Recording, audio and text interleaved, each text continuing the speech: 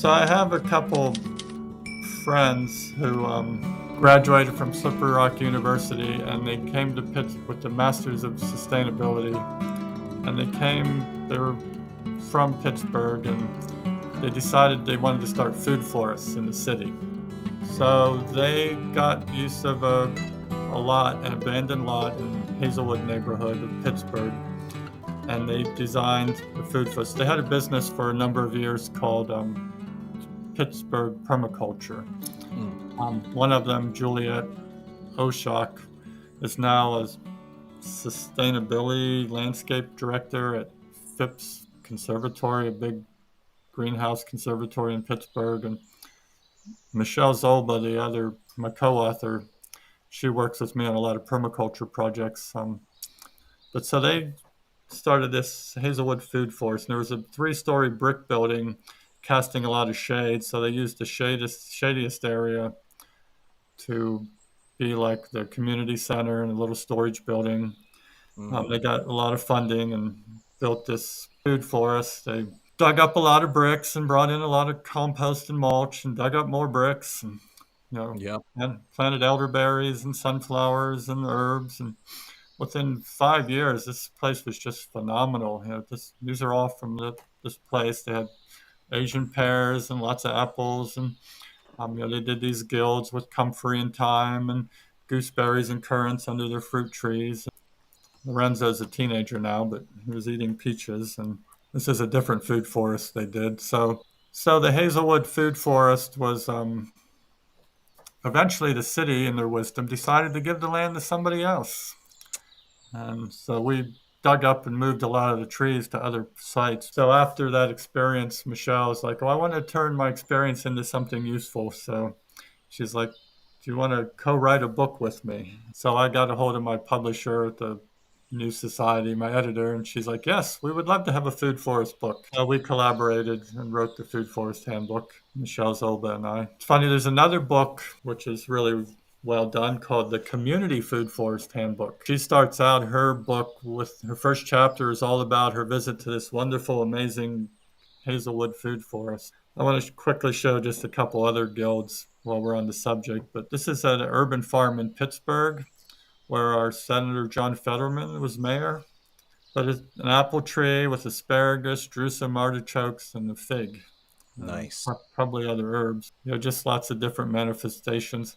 I was working with Mother Earth News magazine, and we started a food forest at Seven Springs Resort, where they used to have these Mother Earth News fairs, and just some other polycultures. I mean, a food forest is all about perennial polycultures. And this one, we planted a groundnut vine with the Jerusalem artichokes, kind of as a perennial three sisters, two sisters in that case, but little guild in the center with the groundnut is a tuber.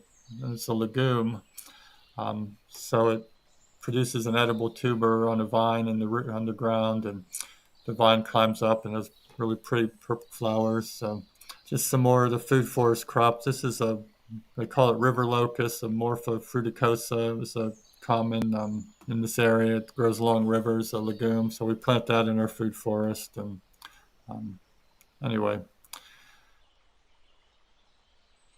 there's a lot of crops you can get out of a food forest. This was a really fun one that was a new community being built in the city of St. Louis, and it was kind of a planned community. And it's kind of an upper, middle class type deal where they have amenities within the community, like a pool and a clubhouse, things like that. But one of the amenities was a food forest. And so we were super lucky. We got to work with the architect who was working on the community, and they were really inspired by these images of like the market garden. But the goal was more of a food forest. So they kind of mocked this up, and it was this idea of like meandering lines, plants in blocks like a market garden, but the perennials of a food forest. So we kind of mapped this out. This was kind of the final design that we went with, where we're utilizing shrubs, aronia, elderberry, dwarf cherry, clove, currant, and we had persimmon, Asian pear, and serviceberry in there as well. And then each of these blocks that you see these lines, they're all representing different perennials that got planted. So there's a patch of lavender and a patch of asparagus and a patch of sorrel and oregano and thyme and Roman chamomile, everything perennial, and in this whole patchwork design. And so we kind of took over from, at this point, once the site was prepped and got the soil pathways in, started doing the planting, and then you can see we opted to use 2 different colors of mulch to be able to offset the rows that we were trying to represent visually. Oh, nice. Yeah, this was kind of, this year, the ground covers running all over the place. And yeah, the one on the bottom left was we took this year. Well, these pictures we just took it this fall to really starting to grow in. And it feels like a little bit of a park, in the community. This is directly surrounded by 4 different houses. So it's kind of a high stakes job because all these people are just like walking right out their door and seeing the little food forest. But ultimately it's been, it's exactly the kind of thing that I love, which is creating experiences where people are just kind of like spilling out into this landscape. And we've done educational events there to educate the homeowners about what's growing. This is the thyme, and this is lemon balm, and this is the bee balm that you can use in tea, all the different plants, and talking about their various uses.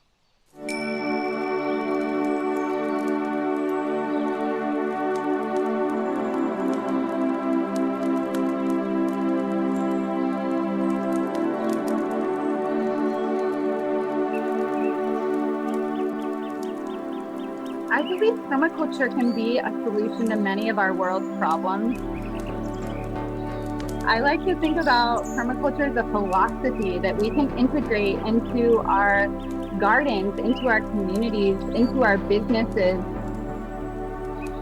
Those ethics and the principles are something that we're living and breathing as we go through our life.